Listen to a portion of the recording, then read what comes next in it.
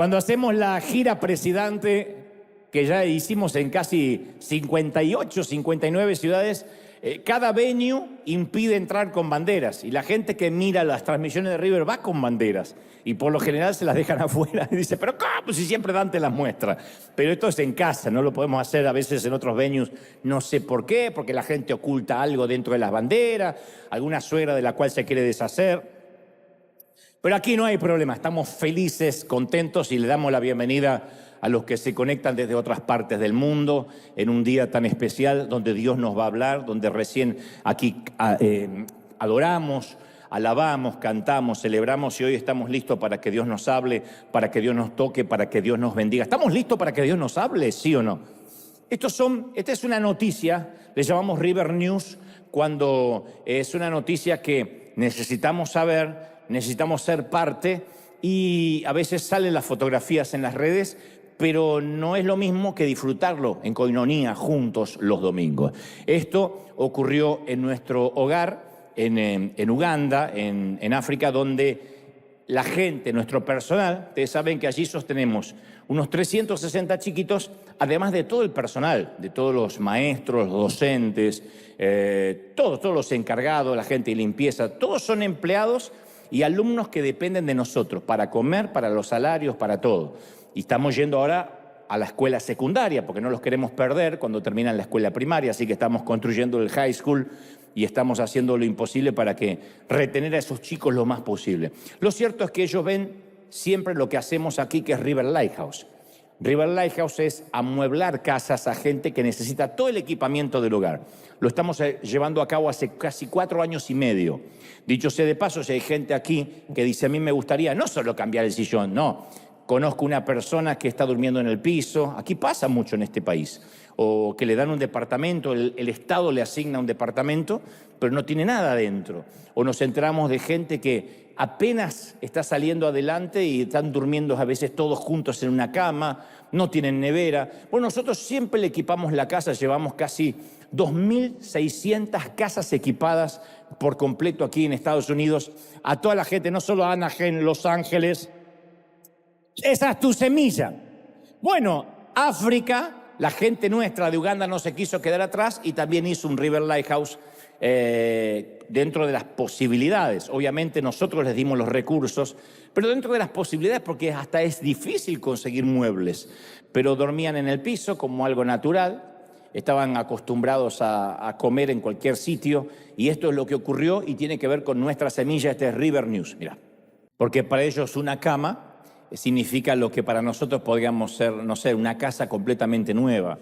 Ellos no tienen la esperanza de que algún día, aún lisiada, imposibilitada de caminar, nunca soñaba con tener su propia cama, su propio colchón, porque eso no existe. Para nosotros que vivimos en este país pensamos, pero eso es algo básico. No, eso es un esfuerzo que se tiene que hacer para que alguien acceda a una cama. Habrán visto en las imágenes iniciales que había como una mantita en el suelo, donde esa es la forma que tienen ellos para dormir, para acostar los niños. Entonces, el agradecimiento, la fiesta, esa alabanza que queríamos que se escuche en tiempo real, creo que nos enseña a nosotros. Yo siempre digo que Uganda no nos necesita tanto a nosotros como nosotros necesitamos aprender de Uganda. El agradecimiento, el alabar a Dios, el dar gracias por una cama que a veces damos por sentado, ¿no? Muy bien. ¿Estamos listos para que Dios nos hable? Digan conmigo, estoy listo. Única cosa que les pido, porque los pastores de hoy hacen repetir, dígale que está a su lado, dígale que está a su lado, ponte desodorante, ahora dile que está atrás. Yo lo único que les pido es que digan que están listos y ya está, y estamos listos para recibir lo que Dios nos va a hablar, lo que creo Dios ha puesto en mi corazón en esta mañana. Tarde o noche, según nos ven en otras partes del mundo. Lo cierto es que esta es una suerte de continuación de lo que Dios nos habló el domingo pasado. Sentí fuertemente de transmitir esto, no para aclarar, sino porque a veces en una hora no alcanzamos no alcanzamos a discernir, a digerir todo lo que Dios tiene. Hace muchos años, allá por 1853, el famoso escritor de cuentos infantiles Hans Christian Andersen ilustró un fenómeno social en uno de los cuentos, en uno de sus cuentos muy famoso, muy popular, llamado El traje del emperador, o El traje nuevo del emperador. Un monarca narcisista se rodea de personas obsecuentes, lamebotas, diríamos en algunos países, que solo le dicen lo que él quiere oír. Y entonces es cuando es el escenario ideal para que aparezcan dos timadores, dos estafadores, dos vividores, testigos de la ridícula situación que vive el imperio. Se dan cuenta que es posible ganar mucho dinero con poco esfuerzo. Dicen por ahí que estos timadores tenían sangre hispana, pero eso no está confirmado. Es que nos conocemos entre nosotros. Y se presentan estos dos como los mejores sastres del mundo y se ofrecen a fabricar un fastuoso traje para el emperador.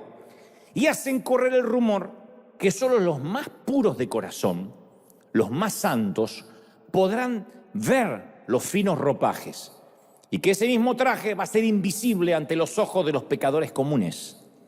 Obviamente no había tela, no había traje, pero el tema era timar a la gente y decirle: los de puro corazón podrán verlo, los que son pecadores no podrán ver el traje. Y los estafadores simulaban que confeccionaban un traje invisible. Obviamente el emperador fue el primero en no verlo. Pero si decía no estoy viendo nada, se autoproclamaba o implicaba de que él era un pecador. Como quería simular que tenía corazón puro, decía: wow, veo que han avanzado. Para no quedar como un pecador. Por fin llega el día del desfile real y el emperador se viste con su traje nuevo, invisible por cierto, inexistente en realidad. Y obviamente anuncian a los cortesanos que solo los puros de corazón podrán apreciar el traje del rey. Así que, aunque nadie ve nada, nadie, porque insisto, el traje no existe, todos empiezan a simular, por esa suerte de ignorancia pluralista, todos empiezan a simular hipócritamente que están disfrutando de ver el fastuoso ropaje del monarca. Y de repente, de entre la multitud, se oye la voz de un niño que se empieza a reír y dice: ¡el emperador está desnudo! Y todos estallan en carcajadas, porque es obvio que el emperador va desnudo en calzones. Todos lo pensaban, pero nadie se atrevía a decirlo. Le seguían la corriente solo porque a priori no tenían las agallas y la sinceridad de un niño para decir la verdad, y aparte para no exponerse como pecadores. Y así nació una lección que perdura hasta nuestros días, que la verdad nos hace libres, pero también nos puede incomodar y dejar desnudos, nos puede dejar expuestos. Y hoy yo quiero decir que luego de la pandemia, que algunos parecen olvidar, pero que ocurrió apenas hace un tiempo atrás, el legalismo, la religión evangélica en sí misma, quedó oficialmente desnuda. Particularmente el legalismo quedó oficialmente desnudo. Si diríamos en la jerga de los negocios, se le vieron los hilos a toda la incongruencia, a todo el legalismo. El domingo pasado yo prediqué vida borrada y recibí literalmente miles, Dios sabe que no exagero, porque a veces somos los cristianos evangelásticos, pero en esto no exagero, miles de testimonios de personas que fueron liberadas de la cautividad, de la culpa, y si no lo viste te lo recomiendo, Eraser, vida borrada. Decían, literalmente yo sentí que Dios me liberaba, que me quitaba kilos o miles de años de culpa. Bueno, no sé si miles, pero miles de cargas y años de culpa gracias a ese mensaje que fueron liberados. Y también me han escrito algunas otras personas alteradas, encolerizadas, dedicándome varios epítetos descalificativos a los cuales ya estoy acostumbrado, ¿no? Yo he hecho hace muchos años la dicotomía de la persona y la personal, quién soy yo, y el personaje. O sea, ellos hablan del mensaje, no están hablando de mí.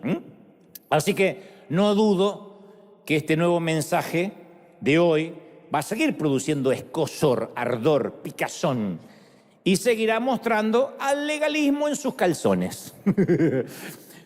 Pero también estoy seguro, y este es el propósito, no el primero, sino el verdadero propósito, que va a seguir liberando a los cautivos, que va a quitar peso, que va a quitar todo lo que ha oprimido por años a muchas personas que están del otro lado. Hace semanas atrás, cierto sector, yo supongo que religioso, denunció uno de los mensajes nuestros que se llama Atrapados en el Ascensor, que fue hace como 2 o 3 semanas atrás, y se las ingeniaron para bajarlo del Facebook, así que no dudo que intentarán hacer algo similar con esto. Por eso este título, escuchen ahora, antes que alguien lo quite, porque es asombroso que nada hace enojar más al religioso, al evangélico promedio, digo yo, que la gracia. Y a la vez es irónico, porque tropezamos con una fiesta espiritual a la cual fuimos incluidos debido a la gracia escandalosa de Jesús, ¿sí o no? Nos invitó el Señor, nos dejó entrar y después nos transformamos en los custodios o en los guaruras del reino, manteniendo fuera al resto de la chusma. Lo cierto es que la gracia de Dios está abierta, nos guste o no nos guste, está abierta para todos. Para todos. El perdón es abierto para todos. No obstante, siempre la religión sostiene, no hay lugar para ti dentro del cristianismo si es que estás divorciado, tienes tatuajes, bebes vino o cerveza, haces demasiadas preguntas, tienes un aspecto raro, fumas, bailas, no has sido lleno del Espíritu, no estás bautizado, dices malas palabras, tienes un arete en la nariz o en otro lado que no se ve, has abortado, tienes una elección sexual diferente, te gusta el sexo, eres argentino, vas al karaoke, vas a votar por Kamala Harris. Entonces, el régimen de la religión prefiere, cuando hablo de la religión es la religión organizada, prefiere siempre un evangelio marxista, bolchevique, soviético, norcoreano, castrista, comunista, que nos quiere decir cómo tenemos que vivir. Y en ocasiones, la iglesia, cuando hablo de la iglesia hablo de la gente, no del edificio, cultiva a sus propios dictadores. Los más graves en la historia y los memoriosos deben recordar a Jim Jones, que mató a decenas de personas envenenándolas, un pastor, David Koresh, que los incendió. Quienes entienden demasiado bien a veces cómo se manipula el poder devienen en estas tragedias. Y otros quizás no matan a sus seguidores, pero a veces los asfixian en el alma diciéndoles lo que pueden hacer, cómo se tienen que vestir, qué música escuchar, hasta con quiénes se tienen o se deben casar. Yo conocí congregaciones y me consta, porque he viajado mucho, donde los miembros solteros tienen que pedirle que el pastor autorice su noviazgo. O sea, el pastor le tiene que gustar la chica para el muchacho o el muchacho para la chica. O un profeta o un anciano tiene que decir, siento de Dios que ella es para ti. Después, si te salió mal, anda a reclamarle al diácono que no le va a importar. Pero es una locura. Entonces, jóvenes que están esperando, no la bendición, la autorización pastoral. Ahora, en el siglo XXI, a veces la iglesia toma prestado los instrumentos de manipulación que después fueron perfeccionando los políticos.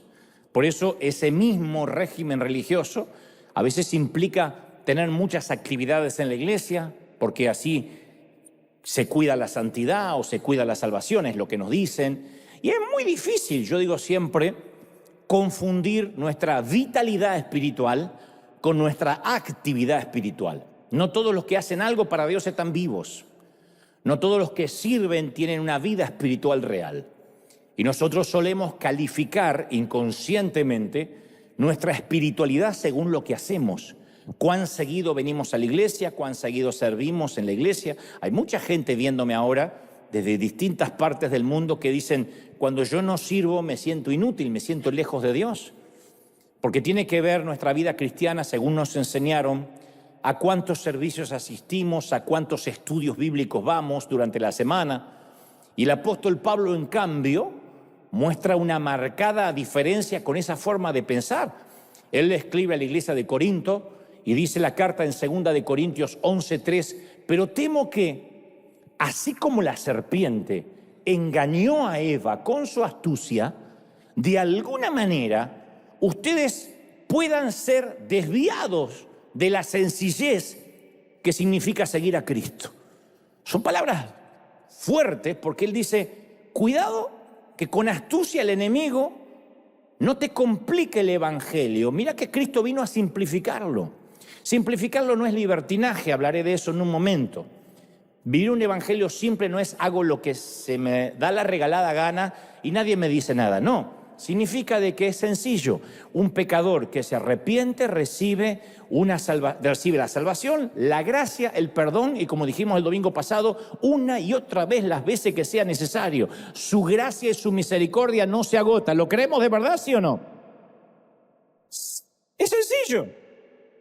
Pero en el pasado, los maestros religiosos, con el fin de tener el control, sacaron a Dios del alcance de la gente común. Hubo épocas, temporadas, en que la Biblia no estaba disponible para el ciudadano común. Temporadas completas del siglo pasado donde la gente no accedía a la Biblia, porque los líderes de la iglesia estaban convencidos que el seguidor promedio, que la oveja promedio, no podía comprender las Escrituras sin que los verdaderos conocedores la interpretaran, que es muy parecido a lo que sucedía en muchas iglesias antes de la pandemia. Yo recuerdo que cuando llegó la orden, allá por febrero, marzo casi de 2020, de cerrar los templos, porque la pandemia era inminente, un colega me dijo, un querido amigo me dijo, es que me preocupa porque ya no voy a poder controlar a mis ovejas, no voy a poder controlar a mis miembros. La falacia en principio, y se lo dije, es que nunca fueron sus ovejas, nunca. El Señor es el gran pastor, nosotros somos los torpes cuidadores de la grey, pero es el Señor el que subió a la cruz por las ovejas, por la gente, ¿no? Pero me llegaban un montón de testimonios de personas que me decían, recién ahora en la pandemia puedo ver los mensajes de River, porque nuestro pastor nos prohibía verte, pero ahora en la pandemia puedo ver, como quien dice, ¡ay! Nadie se da cuenta. Ahora es ridículo de pensarlo, porque yo digo siempre, ¿cómo un líder, cómo un pastor va a decirle a un adulto lo que puede ver, lo que puede oír, lo que puede leer y lo que no puede ver, leer o oír? Es una locura. Pero daban por sentado que sus ovejas eran tan débiles y tan condependientes que en lugar de ofrecer una paternidad sana, ejercían una dictadura, una tiranía religiosa, un régimen totalitario en lugar de un pastorado saludable. De hecho, cuando yo publiqué este mensaje, que hoy estoy transmitiendo, el dibujo de nuestros ilustradores, fue una Biblia en forma de arma, a lo que alguien muy ingenioso escribió, es verdad, a mí me liquidaron con 3 versículos en la frente. Y otro escribió, sí, y a un amigo le dispararon con 2 versículos por la espalda.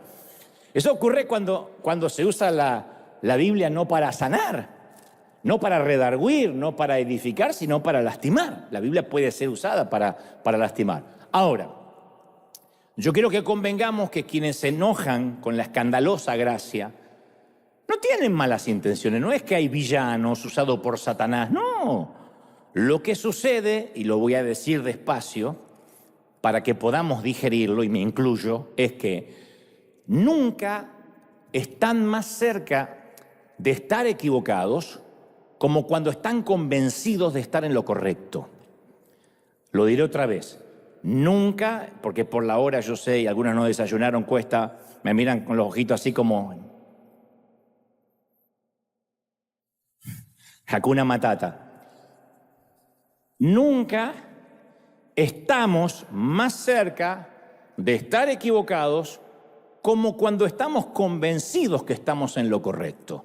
O sea, hay gente que a veces está tan segura de estar en lo correcto que no se permite el beneficio de la duda y justifica así el enojo, la segregación, el odio visceral. Porque dice, no. La Biblia los describe como sabios en su propia opinión. Cuando creemos que ya no podemos aprender nada, lo que es peor, cuando creemos que no vamos a desaprender lo mal aprendido, entonces sí estamos en una situación donde el vino nuevo no va a poder nunca entrar en nuestros odres, porque decimos, no, yo ya lo aprendí así. Sí, pero está mal, pero yo lo aprendí así. Aunque no resulte, defendemos a veces un sistema de creencias que es arcaico, fosilizado. Los líderes religiosos de la época de Jesús estaban muy seguros de estar en lo correcto. Estaban convencidos que Jesús era un rebelde que agitaba las multitudes. Ellos no tenían dudas. Su sentido de la sana doctrina hizo que el odio, la calumnia, la acusación y hasta la muerte de cruz fuera aceptable. Y en cada uno de nosotros, porque yo sé que algunos están diciendo, conozco mucha gente así, qué bien que le va a venir. En cada uno de nosotros hay un fariseo esperando crecer. Yo siempre digo, no critiques a un argentino porque todos tienen un argentino dormido adentro. Yo he visto mexicanos orgullosos, salvadoreños orgullosos, he visto chapines con pechito de paloma, lo argentino, así que no vayan a creer que el orgullo es un pecado que compró el argentino, lo tienen todos.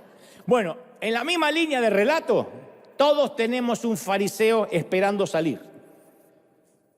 Por eso, lamentablemente, como un vino muy caro, muy fino, que es derramado en una jarra llena de agua, el mensaje de gracia traído por Jesús quedó diluido en la vasija de la iglesia. Juan 1:17 dice, pues la ley por medio de Moisés fue dada, la ley mosaica, ¿no? El decálogo, entre otras cosas, además de otras leyes. Pero la gracia y la verdad vinieron por medio de Jesucristo. La gracia, la época de la gracia no tiene nada que ver con la época de la ley. La dispensación de la gracia no tiene nada que ver con la dispensación de la ley. Yo crecí en una iglesia, y no digo esto con resentimiento, sino con el afán de haber conocido la cárcel y de regresar ahí para abrir esas compuertas. Yo crecí en una congregación con su propio orden de normas, que no teníamos nada que envidiarle a los judíos ortodoxos. Decíamos, nosotros no vivimos en la ley, pero teníamos otras leyes. Desde el fútbol, yo recuerdo mensajes completos contra el fútbol, 22 endemoniados siguiendo la cabeza del diablo. Era así. Y te agarraba una culpa. Entonces, cuando ganaba Argentina, pecabas y veías. Cuando ganaba Colombia, decías, no, me voy a mantener en santidad y no voy a ver. Desde la vestimenta. Además, se ponían dentro de la congregación a diáconos, a ujieres, que eran los policías de la moda ajena, ¿no? Medían las faldas, medían los pantalones. Desde la música, qué se podía, qué no se podía oír, desde la televisión, a ver si las mujeres podían usar pantalones o no. Era un montón de normas que las había que cumplir. Estábamos tan pendientes en eso que costaba mucho tener una relación con Dios, porque era cuidar de no meter la pata, era un montón de leyes. Pablo dijo a los Corintios en la segunda carta, capítulo 2, versículo 15, dice, porque somos aroma fragante de Cristo, entre los que se salvan y entre los que se pierden. O sea, el aroma no cambia. Para los perdidos y para los salvados somos un aroma fragante. Pero nosotros en aquel entonces, cuando yo era pequeño, recuerdo que despedíamos cualquier olor, menos el aroma de Cristo y el aroma de la gracia. Era un aroma pútrido, un aroma de legalismo, de juzgar. No había un aroma agradable. No hay nada más bonito cuando alguien huele bien. No cuando es too much, que se tiró el frasco de perfume encima. Pero lindo cuando uno sale de un elevador o entra en un elevador o pasa al lado de alguien, de una dama, de un caballero que huele bien. Uno dice, qué rico aroma, qué fresco. Bueno, eso es lo que Pablo dice. Un cristiano solo con pasar, con sonreír, con su forma de pararse, de hablar, un cristiano tiene que despedir un aroma. Que la gente dice, no sé qué es, pero hay algo que me atrae, algo que tiene que ver, no sé si con los sentidos, con la energía, con el olfato. Es la unción, obviamente, pero él dice, despedimos un aroma. Cuando no despedimos ese aroma, no es que somos inoloros, estamos despidiendo otro olor. Nosotros despedíamos el aroma del raid, éramos exterminadores morales. Meta a matar insectos. Y esto se debía a que teníamos miedo a que la gracia, que es el miedo de muchos, se convierta en una licencia para pecar para algunos. ¡Ah, qué lindo! Me congrego en River porque ahí no te exigen nada, ahí se puede hacer de todo. El otro día el pastor dijo que se puede tomar cerveza, y dijo que se puede fumar, y dijo que... hay gente que está buscando esa licencia. La Biblia da licencia para todos, para el que lee las Escrituras sin el discernimiento del Espíritu. La Biblia te da licencia hasta para matar. La Biblia te da licencia hasta para suicidarte. A ver qué me sale. y fue y se ahorcó. Ok. O sea, y hay gente que repite cosas que ni están en la Biblia. Como dice la palabra, esfuérzate que te ayudaré. Suponías capítulo 4, ¿a dónde? No.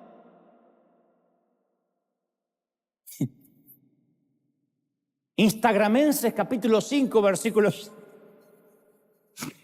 Bueno, en la epístola a los romanos, Pablo habla de estos que tienen miedo de decir, pero si se habla mucho de la gracia, entonces todo el mundo va a pecar sin problema. Él profundiza, primero dice, donde abundó el pecado, sobreabundó la gracia.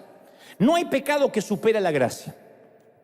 No hay pecado más grande que la gracia. Donde abundó el pecado, sobreabundó la gracia. ¿Estamos de acuerdo, sí o no? Pero aquí viene la cuestión. Algunos dicen, ¿y para qué ser bueno si yo de antemano sé que Dios me va a perdonar? Hay gente que especula así. ¿Para qué luchar o esforzarme para ser como Dios quiere que yo sea cuando Él me acepta tal como soy? Bueno, al respecto, Pablo sabe que abrió una compuerta teológica importante, así que pregunta con franqueza en Romanos 6 y dice, ¿qué pues diremos? ¿Vamos a perseverar en el pecado para que la gracia abunde? O sea, donde abundó el pecado, sobreabunda la gracia. Correcto. Ahora, ¿esto qué significa? Hoy pequemos, total hay gracia. ¿Qué pues? Agrega Pablo. Pecaremos porque no estamos bajo la ley, sino bajo la gracia. Y él mismo se responde, porque lo que está preguntando es retórico, no está esperando una respuesta. Él mismo responde de manera explosiva y dice, de ninguna manera. De ninguna manera. Porque sepamos que donde abundó el pecado sobreabunda la gracia, no significa de que, bueno, ahora hago un viva la pepa y mi vida es un despadre. Bajo ningún punto de vista. Y dice, ¿por qué? Porque los que hemos muerto al pecado, ¿cómo vamos a querer vivir todavía en él? Si alguien murió al pecado, ¿quién va a querer regresar a la muerte? Ningún cristiano resucitado a una vida nueva va a suspirar con nostalgia por la tumba que dejó atrás. Se acabó, dice Pablo. ¿Estamos de acuerdo, sí o no? La segunda analogía del apóstol, en Romanos 6, 16, compara el pecado con la esclavitud. Dice, erais esclavos del pecado. Porque aquel que está con drogas, atado al sexo, a la pornografía, a la mentira, no es libre. Depende. A veces uno ve a los adictos a las drogas, a los adictos al alcohol, que pobrecito empiezan a temblar. Yo he entrevistado gente que no puede estar ni 20 minutos hablando conmigo porque empieza a temblar si no fuma. Obviamente es un esclavo. Él no domina, aunque diga yo lo dejo cuando quiero. Mentira, el cigarrillo, un poquito de nicotina lo tiene atrapado. Otros no pueden estar sin consumir pornografía y dice yo lo hago para relajarme. No, te está atrapando hace años. Eso es fácil de agarrar, difícil de soltar. Entonces hay gente que es esclava del pecado y Pablo dice, ¿a quién se le va a ocurrir una vez que es libre regresar a la esclavitud? En resumen, si ya no queremos pecar, no es porque no tenemos licencia para hacerlo o sí la tenemos, es por una cuestión de gratitud. Es decir, yo soy libre y quiero estar a la altura de lo que Dios hizo por mí. Por eso es que no peco. ¿Hay pecados que son atractivos? Sí, pero no vale la pena volver a la esclavitud después de lo que Cristo hizo conmigo en la cruz. O sea, no es que no peco porque me persigue el pastor, porque me da con un caño con la doctrina, sino por gratitud a lo que se me dio, voy a vivir a la altura de las circunstancias. ¿Estamos de acuerdo? Con la ayuda del Espíritu Santo. Entonces el secreto es, nos esforzamos en crecer en santidad, no para hacer que Dios nos ame. Nos esforzamos para crecer en santidad porque Él ya nos ama. Y como nos ama, sucio como estamos, no, yo no puedo quedar así. Yo tengo que hacer lo imposible para estar a la altura. No es que si me santifico, si hago las cosas bien, Él me va a amar más o le voy a agradar más. Ya le agradas, ya Dios te ama, pero uno quiere estar a la altura. El hecho que el amor de Dios nos llegue así, escandalosamente, sin costo, Solo a través del arrepentimiento. Lo único que pide el Señor, arrepiéntete. Eso va en contra de nuestros instintos. Porque el fundamento de todas las instituciones es la falta de gracia, es la justicia. La justicia, los gobiernos, los jueces, los gobiernos, las líneas aéreas, los bancos, no pueden gestionarse sobre la base de la gracia. ¿Quién va al banco y dice, arruiné mi crédito, me darían otra tarjeta, la otra la hice pomada? Ay, sí, la gracia de Chase está sobre usted. No pasa. Se funde el banco, ¿o no? Señorita tripulante, yo tengo turista, tengo el asiento 92C, al lado del baño. ¿Me daría la oportunidad de ir adelante en primera? Bueno, pase. No va a pasar. Van a decirte atrás y te van a cerrar la cortina así en la jeta. ¿Va a ser así? La revista Fortuna hace una lista anual de las 500 personas más ricas. Es lo que le importa a la gente. Nadie sabe el nombre de las 500 más pobres. Nunca vas a ver que Fortuna dice la lista de las 500 más pobres. Y tú dices, entré en la lista. No. ¿Por qué? Porque, mira, el sendero budista, la doctrina hindú, el pacto judío, el código del Islam, ofrecen siempre una manera de ganarse la salvación, la aprobación de los dioses. Solo el cristianismo ofrece gracia escandalosa, incondicional. Jesús describió el mundo repleto de gracia, de la gracia de Dios. Desde que el sol sale para buenos y para malos, que las aves recogen gratuitamente las semillas sin arar ni cosechar para ganárselas. Yo digo, qué distintos son esos relatos del Señor a las ideas que algunos tuvimos de niños sobre Dios. Yo siempre me imaginaba un Dios que prefería el temor, el respeto y el castigo antes que el amor, siempre. Pero después me fui dando cuenta en la vida de adulto que los brazos de Dios siempre están extendidos, solo que a nosotros nos cuesta creerlo, nos cuesta aceptarlo y eso bloquea la gracia, no Dios. Cuando uno dice, no me lo merezco, y bueno, entonces no lo vas a merecer porque no lo quieres. El mayor ejemplo de la gracia, que no hay forma de debatirlo ni de discutirlo, a pesar de que lo han intentado los religiosos, es que uno de los últimos actos anteriores a la muerte, Jesús perdonó a un ladrón que pendía de la cruz. El ladrón nunca estudiaría la Biblia, nunca asistiría a una sinagoga o a una iglesia, nunca iba a restituir lo robado siquiera, porque si estaba por morir. Y lo más probable es que haya pedido misericordia promovido por el miedo. Sencillamente, Jesús le dijo a Jesús, Señor, recuérdame. ¿Te vas a acordar de mí? Cuando estés ahí, que yo estuve a tu lado. Y Jesús le dice, hoy mismo vas a estar conmigo en el paraíso. Yo pienso que dijeron todo, ¿a ese?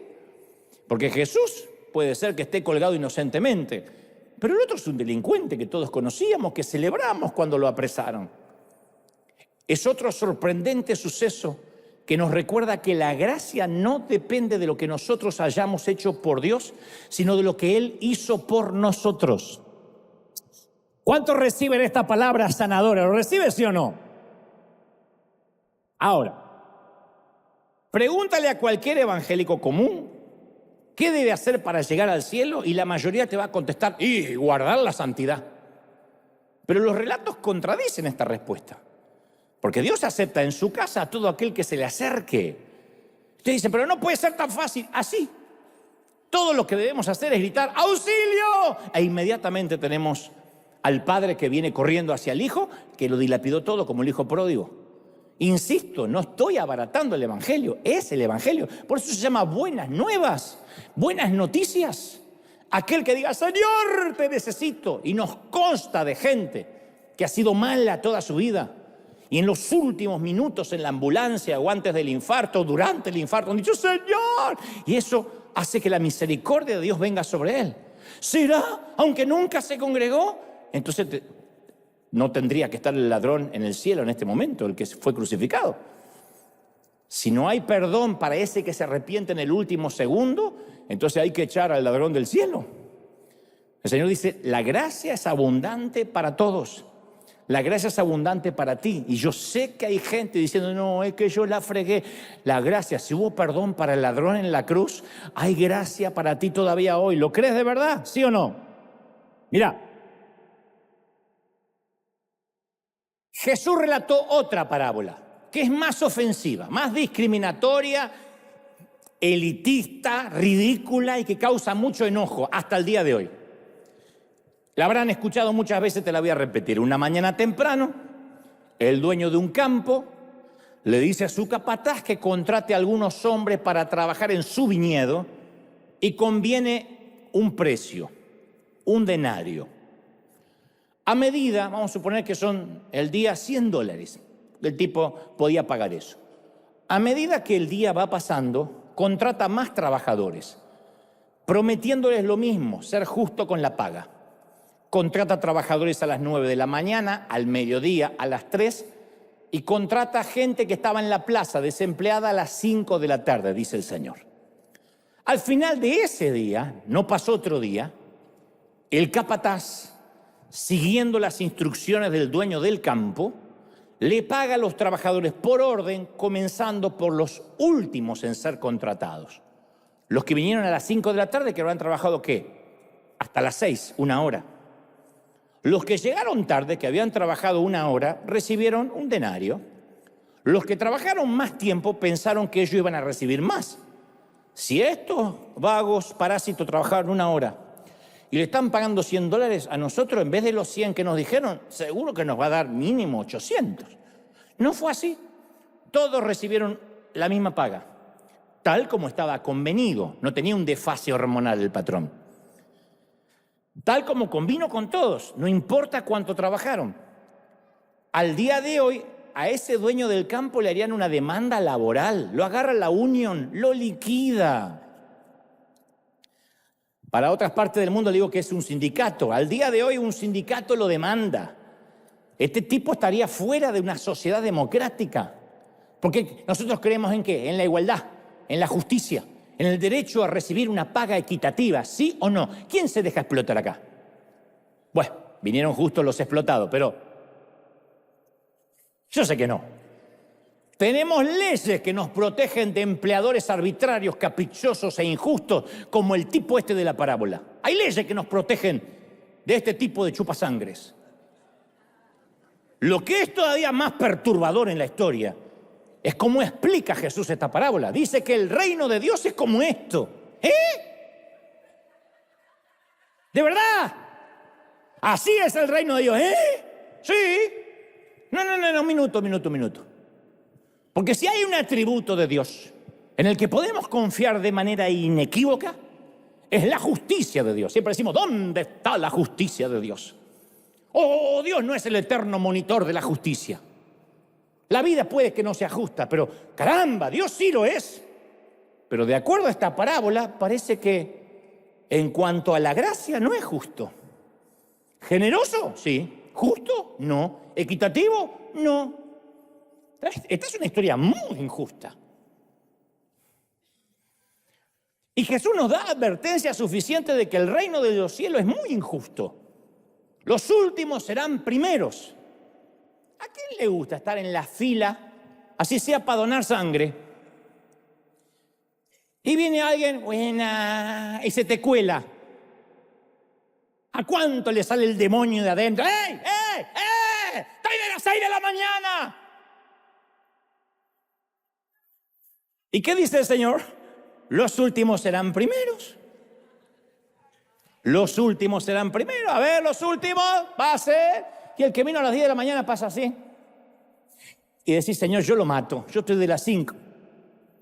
¿Ve el sentido de justicia que todos tenemos? Tenemos que morir para vivir, ¿de verdad? A nosotros nos dijeron que hay que sobrevivir, que el más fuerte es el que es la ley del gallinero, el de más arriba ensucia al de más abajo. Si alguno nunca vio un gallinero y cómo duermen las gallinas, interiorícense.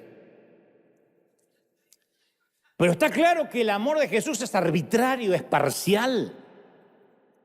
causa perplejidad, es chocante, es injusto, ofende a los que van por la vida exigiendo justicia. Si nosotros hubiésemos comenzado a trabajar al amanecer, nos hubiésemos resentido, y con razón, con los que trabajaron 1 hora y cobraron lo mismo que nosotros. Está bien, si los quiere contratar, que los contrate, pero que no le pague lo mismo que a mí. Porque amar a todos suena lindo, siempre que ese amor no contradiga nuestro sentido de justicia. El amor de Dios puede ser muy injusto. Y lo agradecemos, Señor, gracias porque injustamente me amaste. Pero cuando esa misma injusticia incluye a otros, ahí nos molestamos. O la gracia fue buena para nosotros, pero después cuando la gracia es para otro, que no nos gusta cómo usa su cabello, ahí nos molestamos. Y es significativo que la mayoría de los cristianos se identifican más en esta parábola con los obreros de la primera hora de todo el día, en lugar de identificarse con los que fueron añadidos al final de la jornada. Yo he oído este mensaje predicar tantos años y siempre han dicho, los que estamos desde la primera hora, los veteranos, los que hemos sufrido, a veces no entendemos a los de la última hora. ¿Por qué la mayoría se identifica con los de la primera hora si todos somos los de la última? Por misericordia y por gracia estamos donde estamos. Y la gracia nos alcanzó a las 5 de la tarde. La gracia nos alcanzó cuando todo el mundo nos había hecho a un lado, ¿o no? Pero claro, nos gusta considerarnos obreros responsables, pero nos olvidamos que si se nos pagara a todos con la justicia que merecemos, terminaríamos todo en el infierno. Tú no quieres justicia. Nunca digas, Señor, ¿dónde está tu justicia? Olvídate de esa palabra, no conjugan la misma oración con Dios. Tú no quieres justicia. ¿Se acuerdan cuando yo les conté que en la secundaria un profesor me puso una C? Yo creí que merecía una B, una A, así que fui a hacer mi reclamo. Le dije, profesor, usted me puso una C. Y él dijo, déjeme ver. Y digo, raro, porque yo hice muy bien el examen. Lo revisó y dijo, tiene razón, usted se merece una F. Y no era F de full. Dice, ahora que lo reviso, tiene razón, cometí un error. En ese momento la C me pareció más que justa. Entonces no nos podemos poner a hacer cuentas con Dios. Señor, yo te he servido, todos estos años te he dado. No nos dan las cuentas. No nos dan las cuentas. Dice que un hombre murió y llegó al cielo y se lo encuentra en la puerta. En las puertas sale San Pedro y le dice, muy bien, le voy a decir cómo es el sistema para entrar acá.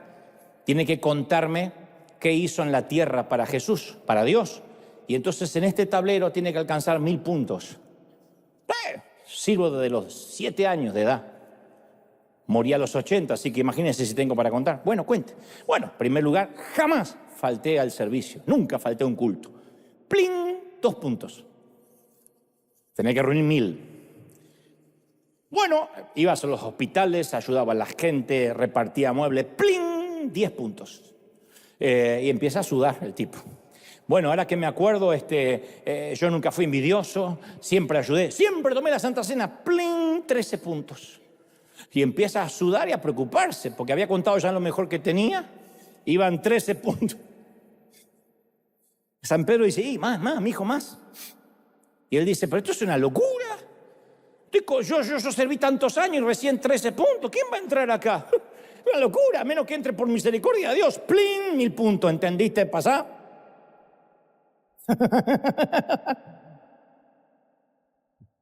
Entra en el reino de tu Señor. Pero tristemente el término espiritual suele ser utilizado por nosotros para describir a personas que leen la Biblia todo el día, que nunca se enojan, que viven orando, que viven ayunando. Decimos, qué espiritual que es esa persona. Lo que hizo que Jesús terminara en una cruz fue su idea disparatada que la gente común, corriente, rota, quebrada y arruinada también podía ser santa. Lo que enloqueció a los enemigos de Jesús fue la aceptación de Cristo, de que la gente imperfecta y rota podía ser santa.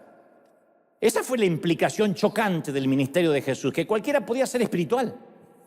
Hace unos días alguien me escribió, Debo reconocer que tu prédica estuvo buena, Dante, pero me choca que Dios use un tipo como tú. Porque no reflejas la sana doctrina. Lástima, eres un buen orador, pero no reflejas la sana doctrina. ¿Quién sabe por qué no la reflejo, no? Pero siempre hay gente que no le importa que el ciego vea si fue sanado en sábado. Es escandaloso a quien Dios decide usar cuando se supone que hay mejores que podría usar. La espiritualidad no es una fórmula, es una relación. La espiritualidad no tiene que ver con la competencia, tiene que ver con la intimidad. La espiritualidad no tiene que ver con la perfección, tiene que ver con la conexión. Aceptar la realidad de nuestras vidas quebradas, defectuosa, es el comienzo de la verdadera espiritualidad. Este soy. La verdadera espiritualidad es cuando dejamos de buscar la perfección. Para ser espiritual hay que dejar de buscar la santidad. Para ser espiritual hay que empezar a buscar a Dios. Hay que empezar a buscar a Cristo. Hay que empezar y a partir de ahí seremos santos. ¿Tú lo crees? La búsqueda de la santidad sin Cristo es religión. Pero la búsqueda de Cristo nos trae santidad inherentemente. Mira la Biblia. La Biblia está llena de gente desordenada, lo digo siempre. Los autores bíblicos nunca editaron los defectos de sus héroes. Y aquí hay asesinos, adúlteros, maníacos, depresivos. En un momento eran amables, santos, al momento siguiente eran tiranos, inseguros, mentalmente inestables, descreídos, arteros, taimados, maliciosos, rencorosos, argentinos. Y los personajes del Nuevo Testamento no eran mejores, ¿eh? Primero los que andaba Jesús, prostitutas, recaudadores de impuestos, adúlteros, personas con problemas mentales, gentuza y perdedores de todas las clases.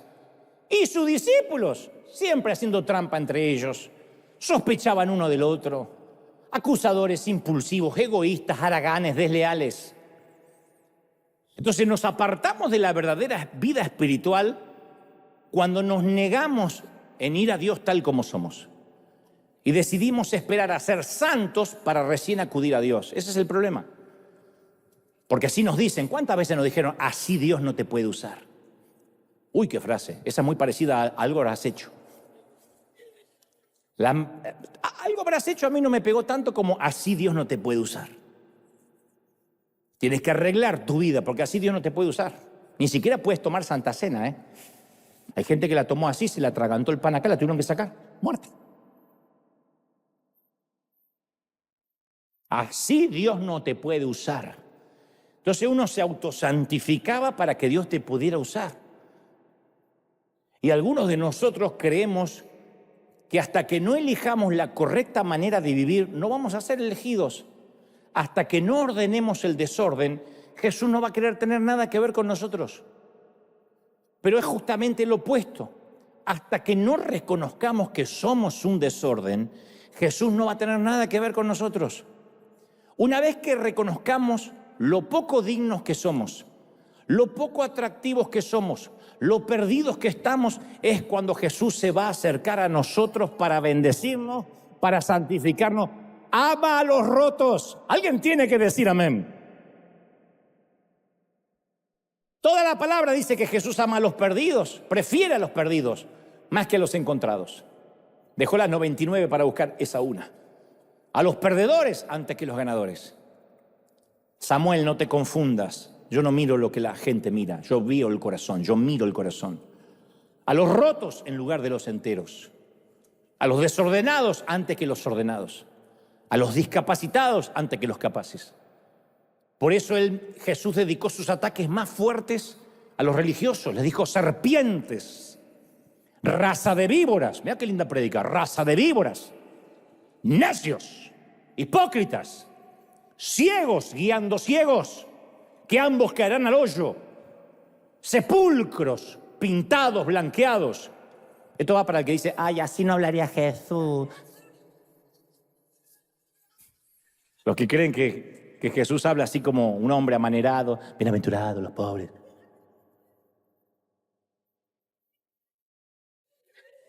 Jesús dedicaba su vida a esa gente. Y los fariseos, al revés, dedicaban su vida a entregar sus diezmos exactos, obedecían hasta la ley más diminuta de la Torá. Pero la manera en que Jesús hablaba a esa gente demuestra lo venenoso que puede ser el legalismo. Y los menciono porque ese veneno es una amenaza tan grande hoy en el siglo XXI como en el siglo I. El veneno no ha cambiado.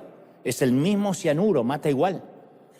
Los religiosos de ahora no tienen los rulitos acá, ni andan con togas, pero visten trajes de diseño, pero siguen envenenando igual. En otras palabras, la espiritualidad no está en lo puro que seamos, sino en lo conscientes que estemos de nuestra impureza. Yo me doy cuenta cuando una mujer o un hombre es de oración, porque el primer sentimiento que tiene es de acercarse más a la luz y ver lo mucho que le falta. Cuando alguien petulante dice, yo vengo de orar, es porque no oró de verdad. Cuando uno ora de verdad, se ve los defectos que nunca se vio. La oración nos va a desnudar. Cuando uno dice, Señor, escudriñame, es una excavación arqueológica que nos va a doler. No te va a gustar lo que encuentres y lo que el Señor te muestre que hay ahí. Lo más probable es que toda la vida nos hayamos pasado barriendo mugre debajo del tapete, ocultando cosas en el closet y cuando no hay lugar en el garage. Pero cuando decimos, Señor, empiezo y quiero una limpieza profunda, a sacar basura.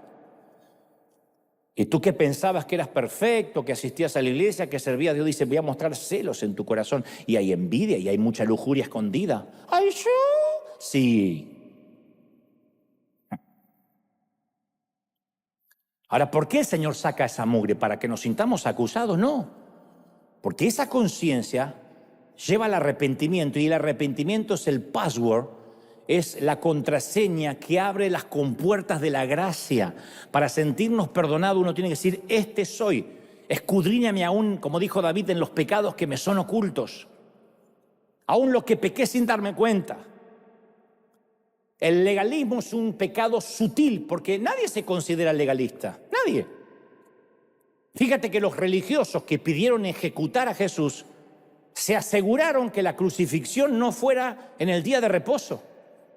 O sea que el crimen más grande, el crimen perpetrado más grande de la historia, cumplió un estricto legalismo. Uno dijo, ¿matamos a Jesús? Sí, pero qué bueno que no fue en sábado. Lo asesinamos, pero gracias a Dios con la sana doctrina. Eso es como que los que usan la Biblia para asesinar, que decía alguien, ¿no? 2 versículos en la frente, cae el otro. Lo matamos. Ajá, ese no pisa más la iglesia. Pero con la palabra. Es lo mismo. El Señor dijo en Mateo 23, guardaos de la levadura de los fariseos, que es la hipocresía. La levadura leuda, permea la masa. Es la hipocresía, dijo el Señor. No hagáis conforme a sus obras, porque dicen y no hacen. Entonces la gracia puede cubrir cualquier pecado, incluyendo el asesinato, la infidelidad, la traición y el beso a la suegra. Cualquiera. Pero por definición, etimológica, por definición la gracia puede ser recibida únicamente a través del arrepentimiento. El que no se arrepiente no tiene gracia. Y el arrepentimiento debe ser genuino. No, peco y no me importa. No, tiene que ser un arrepentimiento de verdad. Y la hipocresía no nos permite arrepentirnos. Mira, hay 2 clases de personas culpables. 2 clases de culpables. Los culpables que reconocen sus pecados y los culpables que no reconocen sus pecados. Y estos 2 grupos se encuentran en la escena cuando los fariseos arrastran a una mujer semidesnuda, envuelta en una sábana para que apenas se tape sus partes pudendas, con los cabellos mojados allí en el medio de la plaza. La mujer atrapada en el mismo acto sexual de adulterio. Por supuesto que para el adulterio hacen falta 2, a menos que esté adulterando sola. Pero ahí está la mujer sola delante de Jesús. Yo presumo que ella es la carnada para atrapar a Jesús. Y cada vez me convenzo más que seguramente la atraparon en la cama con un fariseo. Dijeron, tenemos que atrapar a Jesús que no sepa qué decir. ¿Quién hace el sacrificio de acostarse con la mujer del otro? Y uno dice, bueno, si no queda otra, hermano, yo voy a servir. Porque no entiendo por qué lo estaban cubriendo al tipo. Tendría que estar la mujer y el tipo ahí. Pero al tipo lo están cubriendo. Aparece la mujer sola. Y siempre vimos dos categorías de gente en este drama, la mujer culpable y los profesionales de la religión, ¿correcto? Cuando Jesús habla, destruye a una de esas categorías. Él dice, el que de ustedes esté sin pecado, vamos, que sea el primero y la reviente con un piedrazo. Jesús reemplaza las dos categorías que se daban por seguras, santos y pecadores. Los santos allí y la pecadora en el medio. Pero él las reemplaza por dos categorías diferentes. Pecadores que lo admiten y pecadores que lo niegan. La mujer sorprendida en adulterio no tuvo más remedio que admitir su culpa. Sorprendido o no, ahí está. Los fariseos negaban y reprimían su culpa, pero eran igual que ella. Lo que pasa es que la mujer estaba ahí y las manos lo único que hacía era agarrarse la sábana. Ellos, los fariseos, necesitaban tener las manos vacías para recibir la gracia, pero como cargaban piedras no podían recibir. Si cargas piedras no recibes gracia. Y yo te confieso con sinceridad brutal, yo me identifico más con los acusadores que con la acusada. Niego mucho más de aquello que confieso. Y yo me pregunto si cuando aquellos maestros de la ley eran jóvenes, comenzaron con buenas intenciones, amando servir a la gente, no lo dudo. Nadie dice, voy a ser un legalista a partir de mañana. Pero con el tiempo algo les pasó, como a mí, como a ti. Todo lo que aprendimos de las Escrituras nos va llenando de orgullo. Todos los esfuerzos por guardar la doctrina a veces nos llenan de desdén, de desidia, por los que son menos santos que nosotros, o por lo menos lo creemos. Todos los dones que Dios nos da nos van llenando de intolerancia hacia los más débiles. Y a veces nos volvemos esclavos de un corazón insensible. Y lo irónico, digo siempre, es que los pecados del espíritu, lo peor de los pecados del espíritu, los celos, la envidia, el resentimiento, el odio, lo peor de esos pecados es que sus portadores no tienen idea que son portadores de ese virus. Como en teoría guardan la doctrina, son pecadores asintomáticos. No tienen idea que están enfermos y que contagian. Porque al menos con los pecados de la carne la persona sabe que se metió en lío, ¿no? Pero con los pecados del espíritu es posible que la persona ni se entere que está en pecado. Por eso si no va a orar de verdad, no descubre la mugre que tiene. Y todo lo que hace es caminar con una piedra en la mano. Yo a veces me pregunto, ¿por qué las iglesias producirán tantos apedreadores? ¿Por qué no despedimos la fragancia del Espíritu, como dijo Pablo? ¿Por qué despedimos piedra? No sé. Los hijos de alguien hacen algo insensato, recogemos una piedra. El matrimonio de alguien no funciona, recogemos una piedra. El ministro de música escoge la canción equivocada, una piedra. Una dama muestra un poco sus hombros, otra piedrota. ¿Cómo serían nuestras iglesias si no hubiera nadie dispuesto a recoger una piedra? Dicho esto, en este relato la mujer pecadora es la más cercana al corazón de Jesús. De hecho, solo podemos avanzar en el reino si somos como ella, temblorosos, humillados, sin excusas, con las palmas de nuestras manos sin piedras, rendidos, desnudos. El término para este acto es arrepentimiento. Esa es la puerta de acceso a la gracia, arrepentimiento. Sin arrepentimiento no es gracia, es libertinaje. Dios no está tratando de aplastarnos, quiere liberarnos. Pero la liberación exige un espíritu humilde, no un espíritu soberbio. Bueno, yo no necesito que se me perdone tanto. Sí, necesitas. Y si crees eso, necesitas más perdón que la adúltera o la prostituta, porque la prostituta sabe bien cuáles son sus pecados. En cambio, si tú no sabes bien cuáles son tus pecados, necesitas una intervención quirúrgica urgente, porque el cáncer va por dentro. Si un defecto no sale a la luz, es imposible sanarlo. Pero la mayoría de los cristianos somos expertos en negación. Y la negación y el fingimiento siempre bloquean las arterias de la gracia. Producen infartos.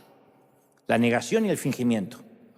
Por eso siempre repetimos que el único requisito de admisión acá en River, porque tenemos requisitos de admisión, es dejar la hipocresía en la puerta.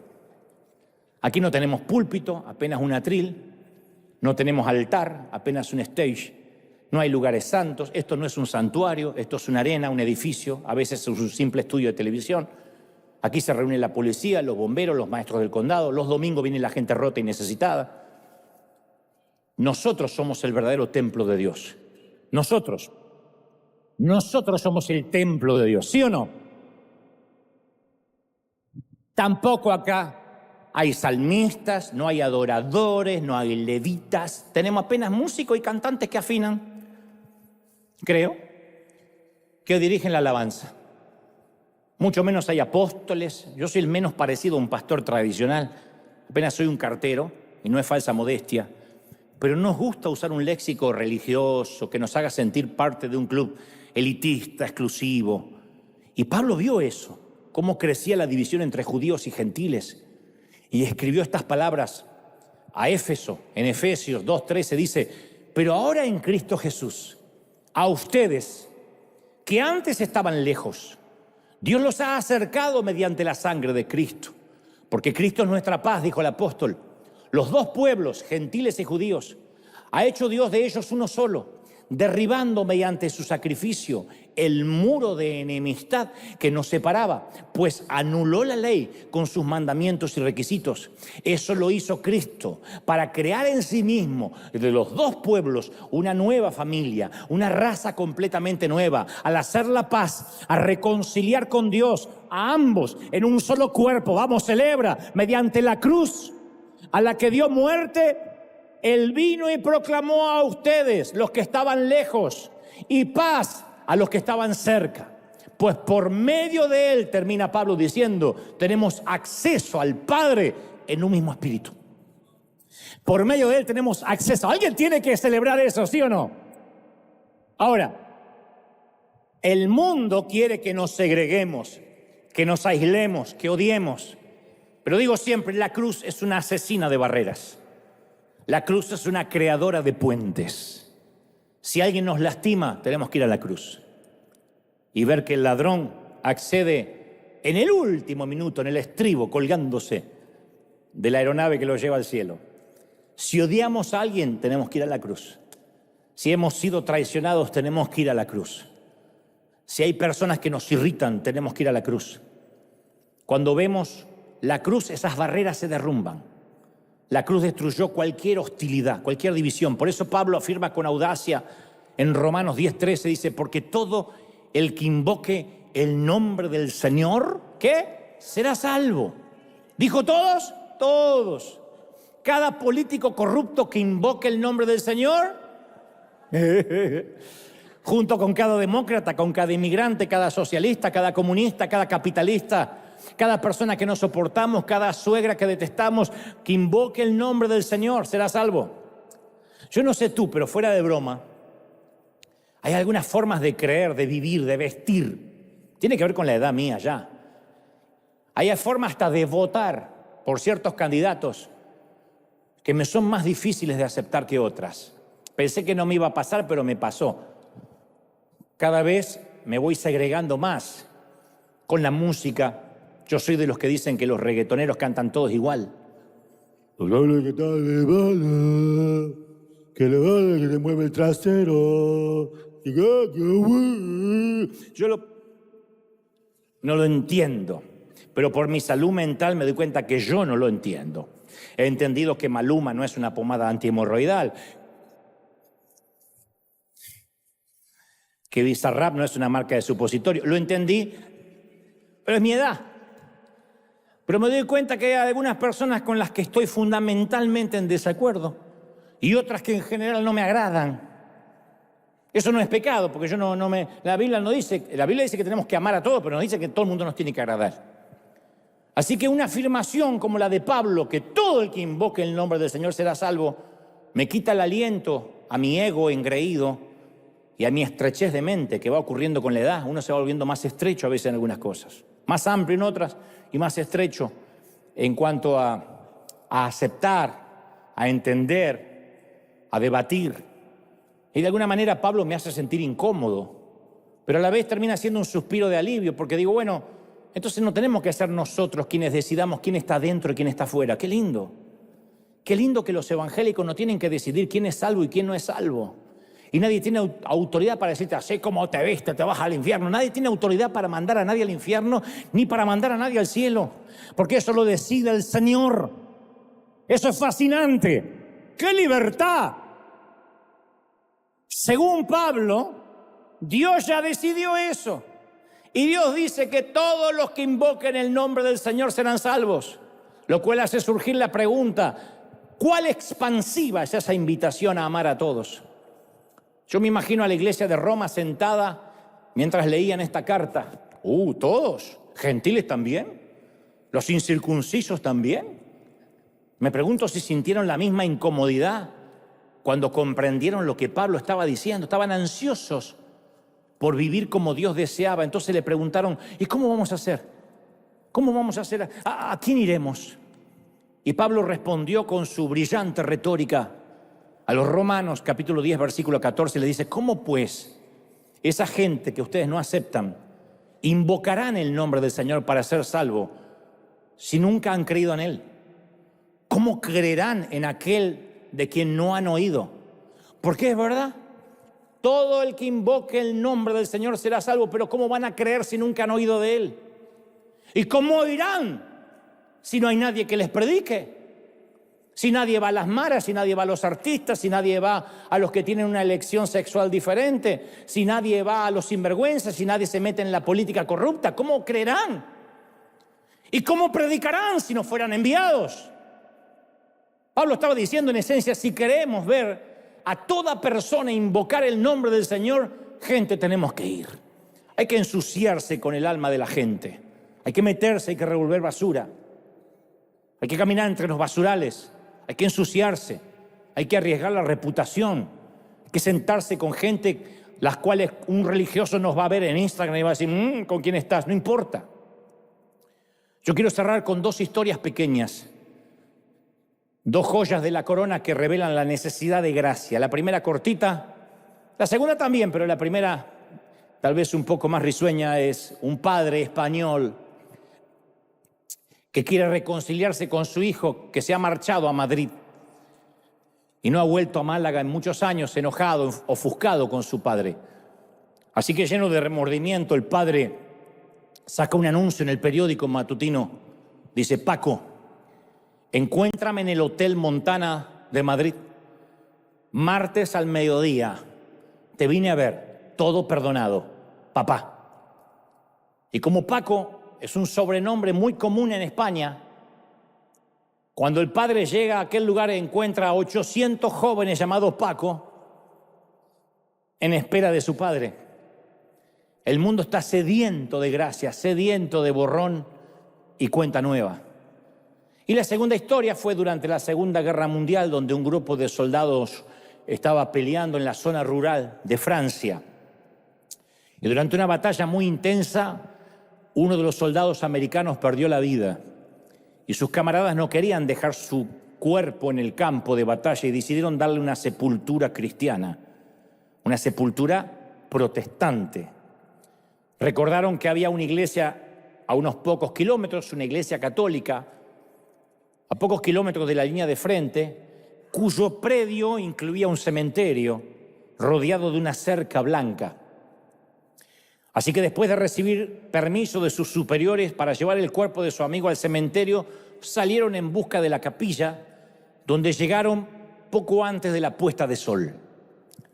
Un viejo sacerdote respondió cuando golpearon la puerta y ellos dijeron, nuestro amigo ha muerto en combate y queríamos enterrar su cuerpo en una iglesia. El sacerdote dijo, lo siento, pero aquí solo podemos enterrar a los que tienen la misma fe. ¿Él era católico? No. I'm so sorry. Agotados después de muchos meses de guerra, los soldados se dieron vuelta para irse, pero el viejo sacerdote los llamó y dijo, si quieren pueden enterrarlo fuera de la cerca.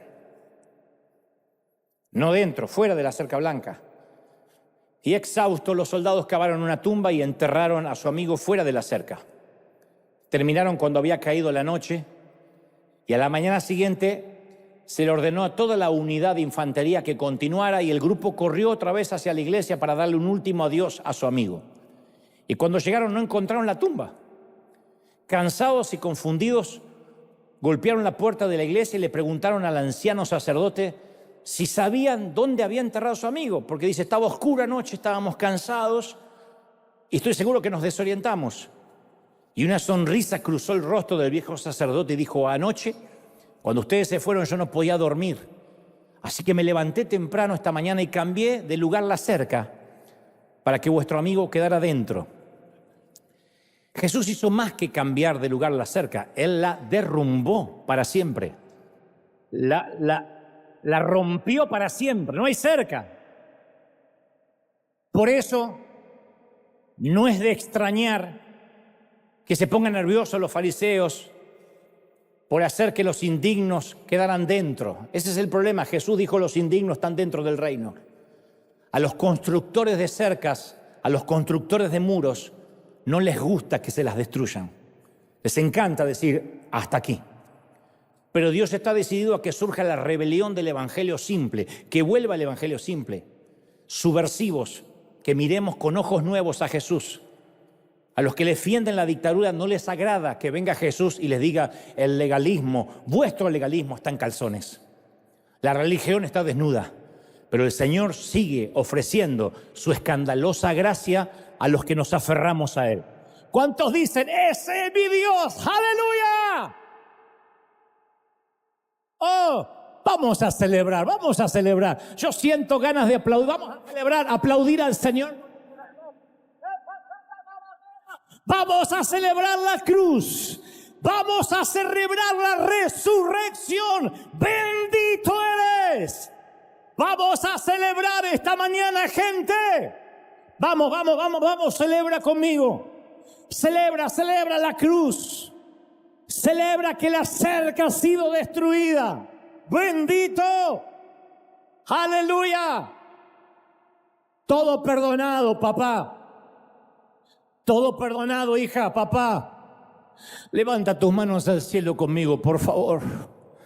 Dice el Señor que te diga, aunque no te llamas Paco, no importa si eres varón o mujer, todo perdonado, dice papá, todo perdonado, borrón y cuenta nueva.